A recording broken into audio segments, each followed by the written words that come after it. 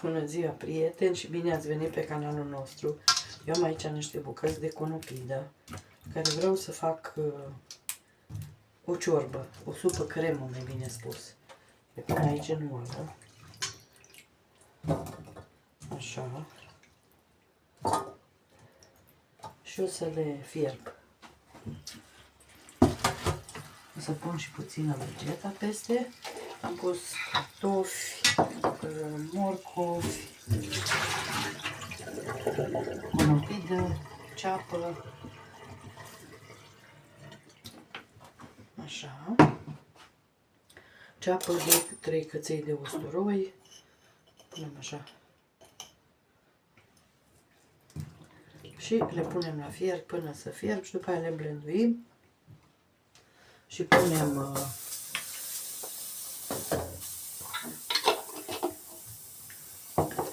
punem smântână și e gata ciorba. La felul 2 o să fac aici niște bucăți de curcan, așa fâșii. O să le fac cu ciuperci. Așa.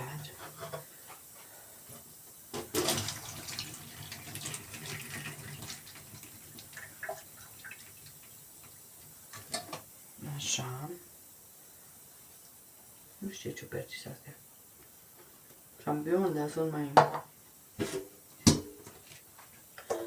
Ardei roșu, ardei verde. O să ne trebuiască boia, dar până la astea eu vreau să-mi fac, să le fac cu tăiței. Și vreau să le fac cu tăiței, le fac eu. Așa din ăștia la minut. O să fac din 2 ouă.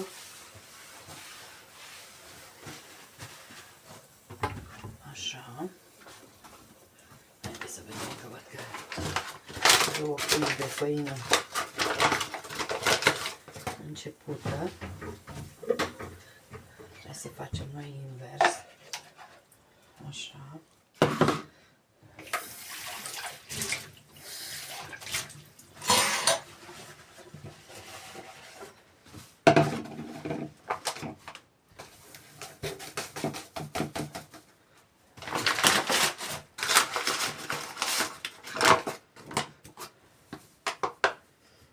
Așa. O să pun 2 ouă.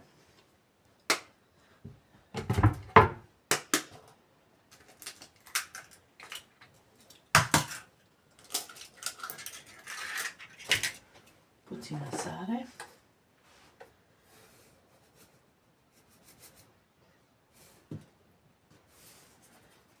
Așa.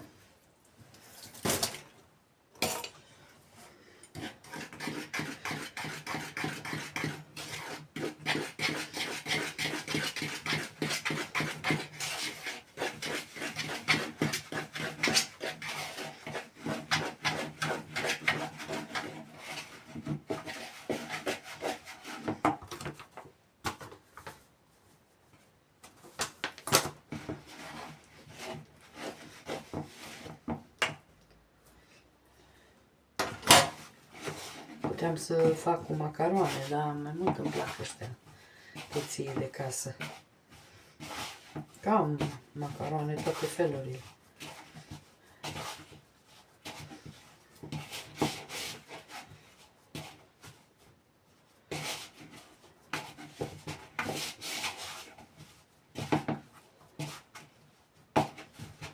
Am zis, nu, lasă că facem...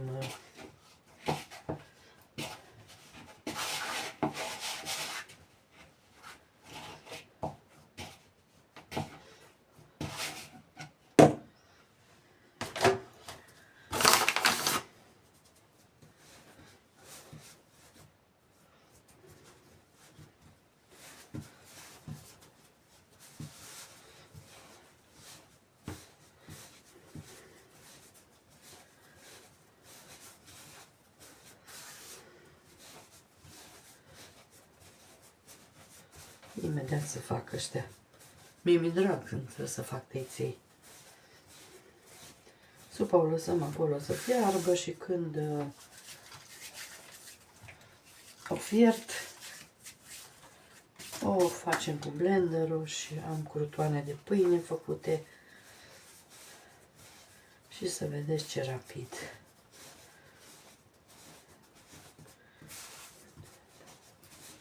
Facem un aluat nu tare ca pentru tăiții când facem cu mașina, că ăștia îi tăiem cu mâna.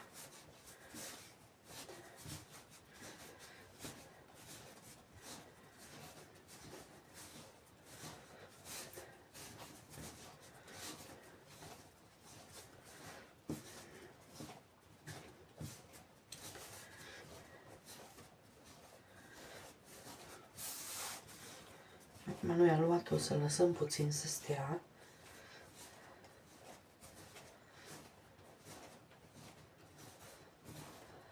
Să se odihnească. Mai puțină făină. Nu mult.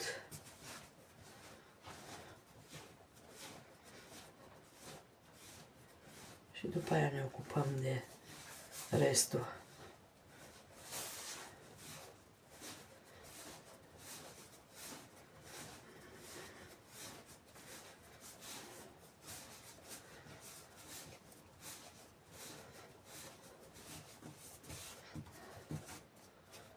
Atât. Nu mai facem nimica. Îl lăsăm să stea, să se odihnească. Punem făină aici pe masă. Așa. Prosop de hârtie sau ce doriți. Atât. Punem făină aici. Să-mi iau o gură de cafea.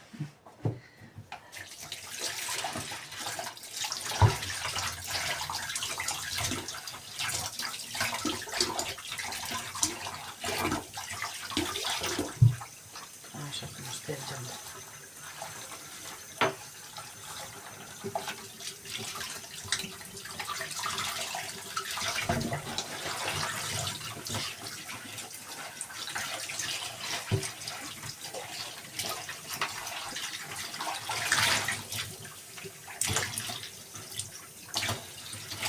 Așa. Bun. Aici să punem ulei.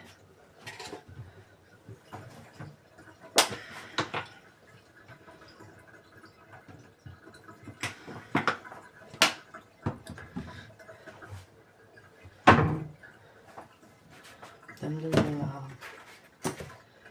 cuptor să se încălzească. Noi între timp ne tăiem zarzavatele. Astăzi toate zboară. Tăiem o ceapă. Nu tăiem mărunt.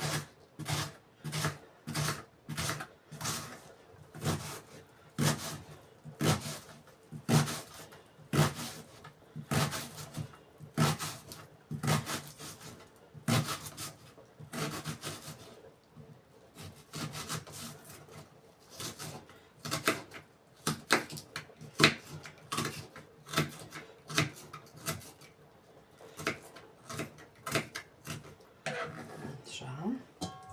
Smarcepele astea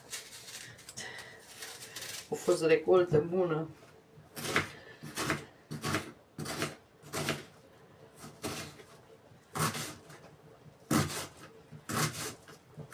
Iară vă țin cu mine ca să vă arăt cum tai ceapa, iară mi-aud de la vreo doamnă.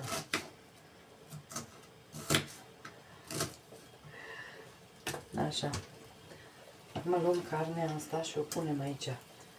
Să o prăjim puțin.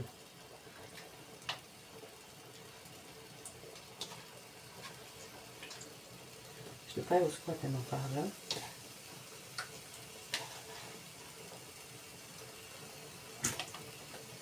A început supa să fiarbă tare.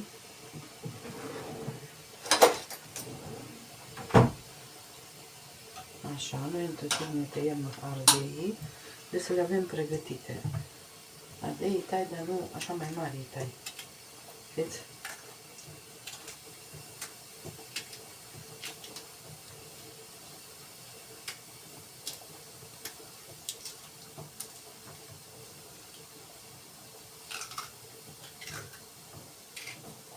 Păcălița asta merge și cu orez mâncată, foarte bine, dar eu nu pot să fac numai dacă fac orez înăuntru să nu se vadă.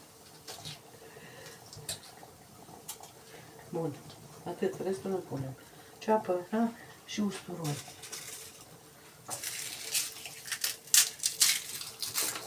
Curățăm eu 3-4 căței de usturoi.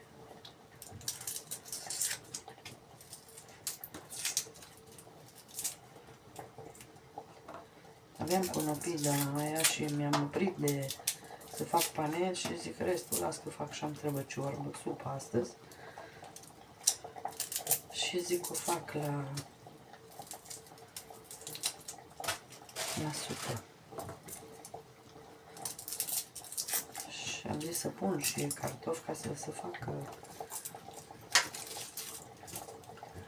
Ok, usturoi avem destul. Dacă chiar nu are gustul așa bun, mai punem și praf de usturoi, dacă e așa tare. Uitați, am 4 căței.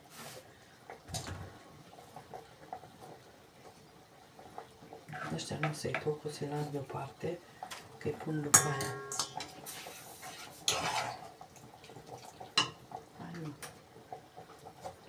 Asta se încălzește greu, dar haideți că vă arăt după aia. Am să vă arăt cum o scot de aici. Nu lăsați să se uscă. Punem ceapa.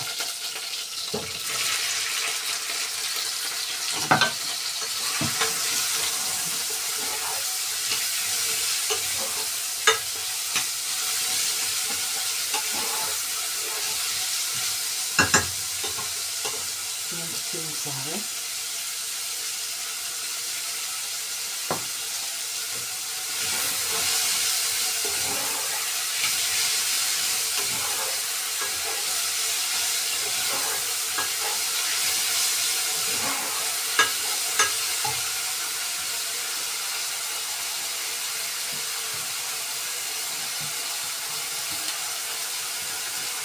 Să le vadă astăzi.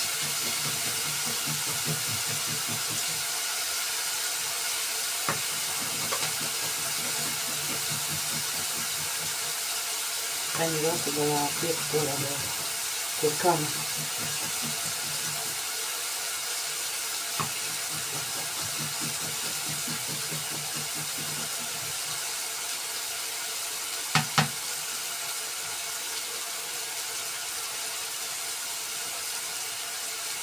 Așa.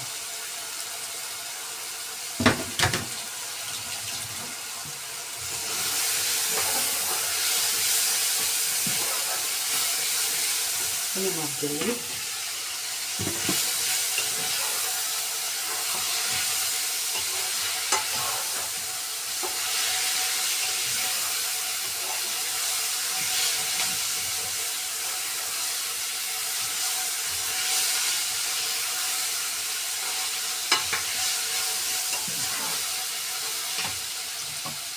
Usturoi.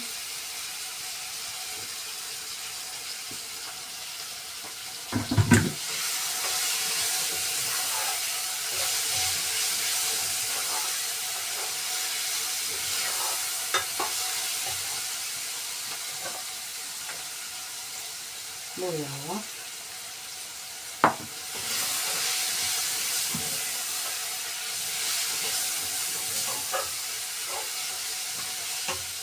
Puțină pastă de tomate. Am o lingură bună.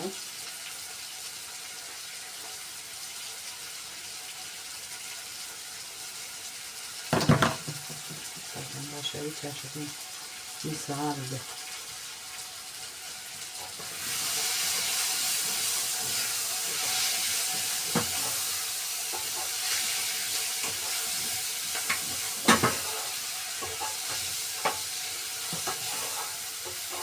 Și punem puțin apă. Și lăsăm cam 10 minute să fiarbă.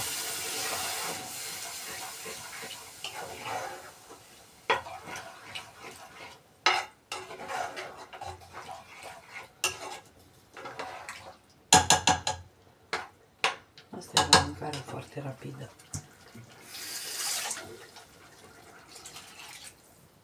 Așa. Și după aceea o să punem carnea și ciupercile.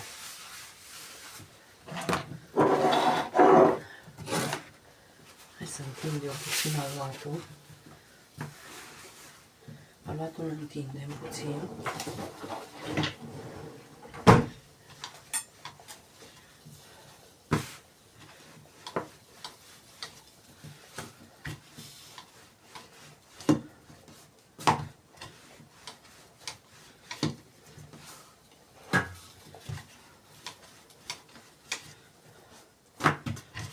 Nu mult, dar vreau eu loc aici.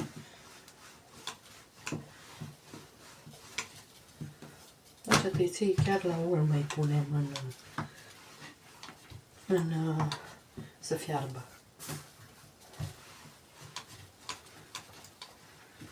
Eu nu-i bag în sos, îi fierb și îi las separat, nu-i bag în sos.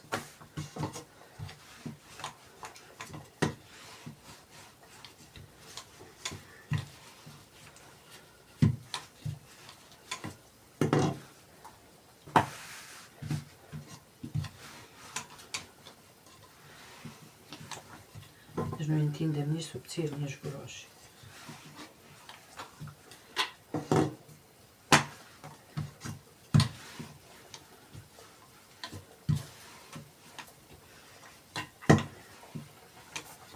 Atât.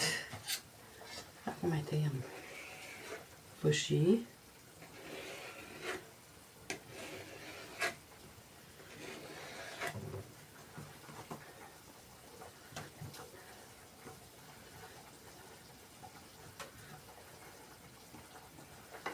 Și îi lăsăm. Și îi tăiem înainte de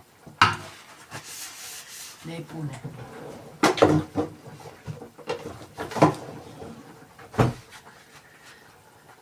Eu întotdeauna îi pun aici, pe ușa de la cuptor, pun așa, un prosop și îi pun aici să nu mă încurce. Bineînțeles că nu am treabă la cuptor.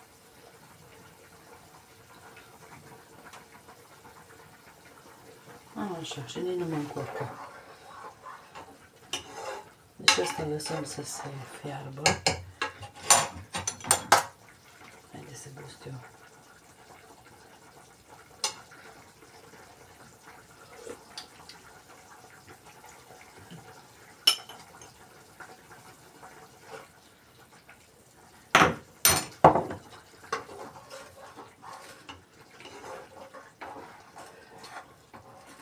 Să-l până să mai e puțin. Carnea e aproape făcută. Vezi? Bine, bine.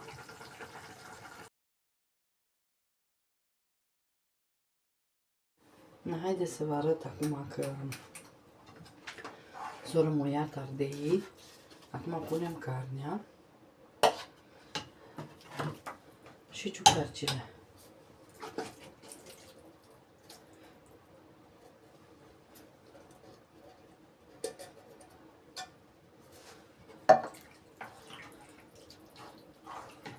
Uitați ce faină tocăniță.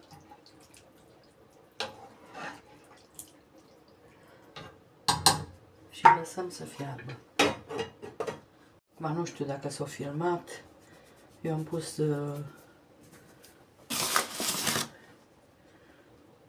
carnea și ciupercile și tot și lăsăm să fiarbă. Pentru vreo 10-15 minute. Supa fierbe. Și acum o să iau eu ăștia, eu vreau să-i tai. Dar aș vrea să-i tai cu... Nu știu unde mi-a de tăiat.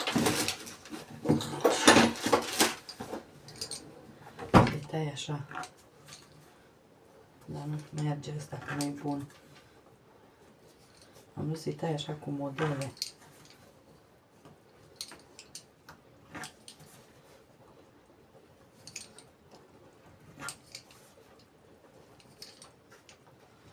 Vedeți să iasă așa puțin.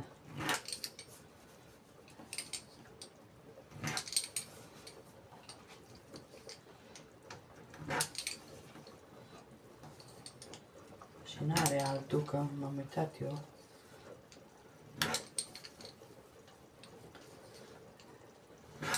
Să iasă cu zimțuri din astea. Acum n-am mulți și pot să-i tai. Haideți că nu vă țin eu până îi tai să vă plictisesc.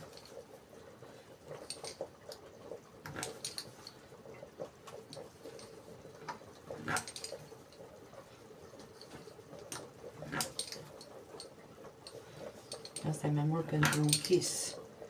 Vedeți?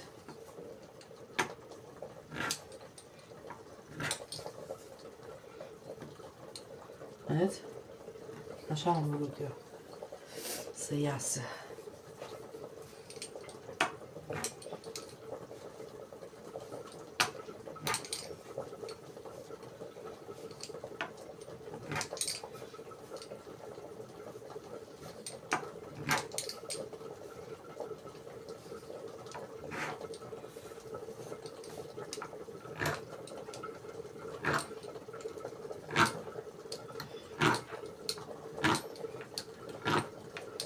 Încerc și așa. Să vedem.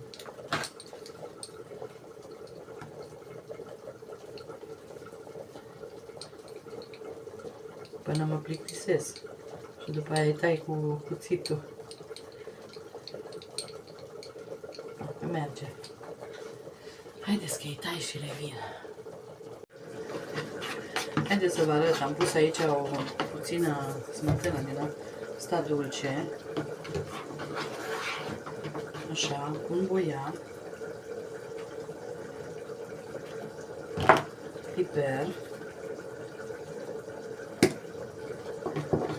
și asta o punem peste sos. De smântână, dulce, îi spunem făină sau amidon de porumb, ce doriți. Și o punem aici peste sos.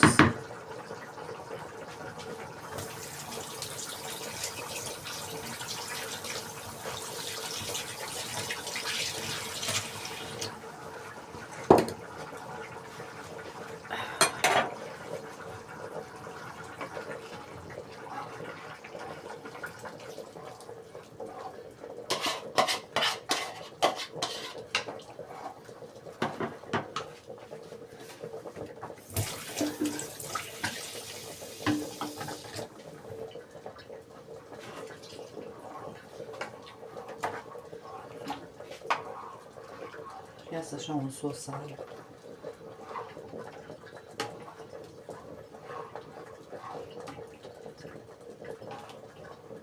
Acum mai e că n-am avut eu ardei din ăștia buni, grași. Știți, vă trebuie ardei grași buni.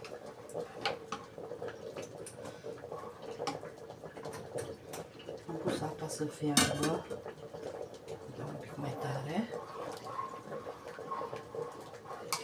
Și aici imediat e gata sosul cu cărniță. Haideți să ne uităm la supa. Morcovii să fie fierți, că ei sunt mai tari, și cartofii.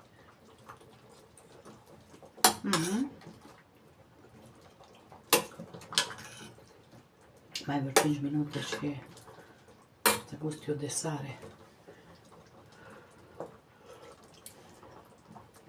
Bun, mai trebuie.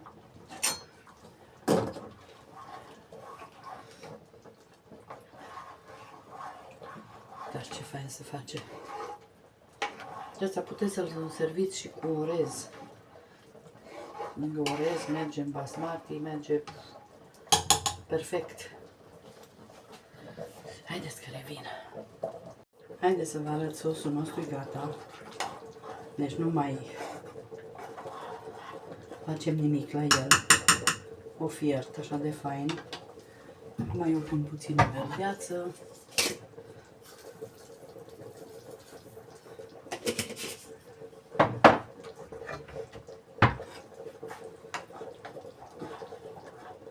Și gata.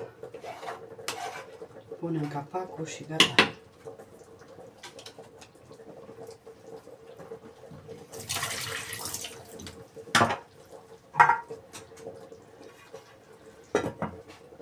Hai să ne uităm dacă fierbe apa.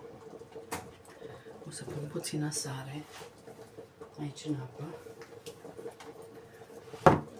Și o să punem pastele.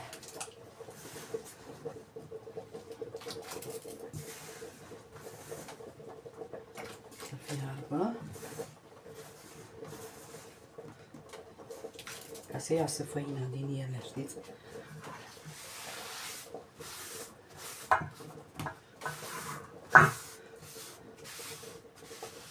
Așa.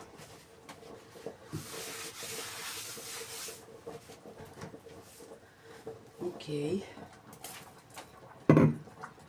Aici acum o să facem supa.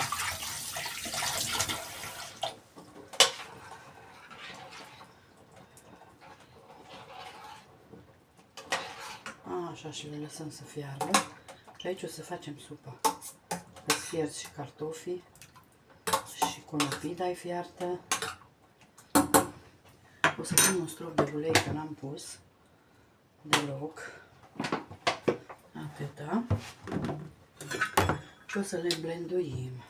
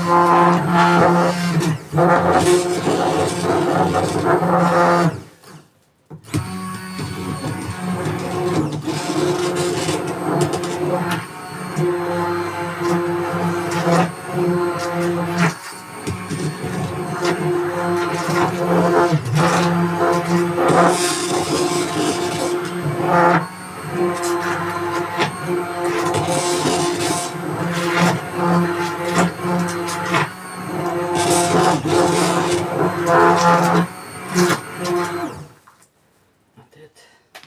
Nu mai trebuie. Acum, chiar dacă mai rămâne câte un morcovel, n-are nimica.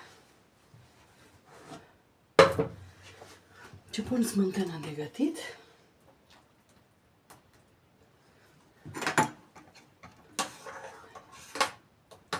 Uitați ce fain a ieșit. Gustăm de sare și gata.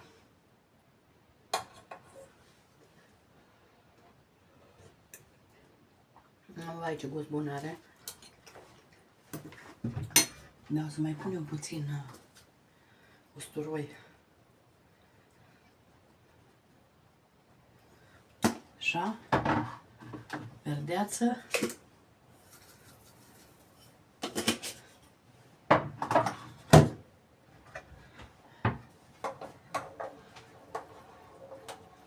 Și gata, și supa noastră. Acum eu fac salata, o pregătesc și asta 2 minute mai să fiarbă și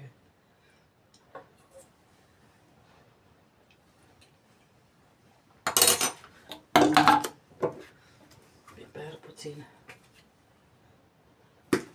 și gata. Și gata e mâncarea noastră. Pastele au timp să fiarbă.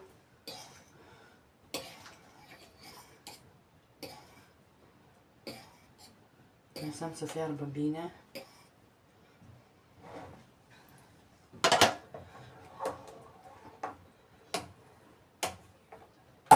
Și revin. Și uitați, prieteni, așa arată rezultatul final la supa noastră de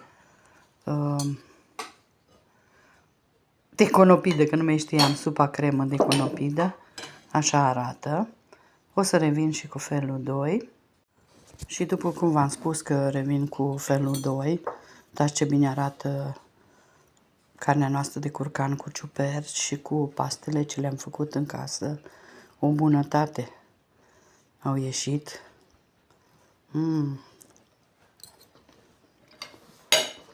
Și fără sos sunt bune.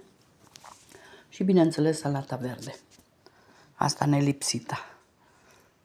Vă mulțumim și o zi minunată vă dorim. Bye, bye!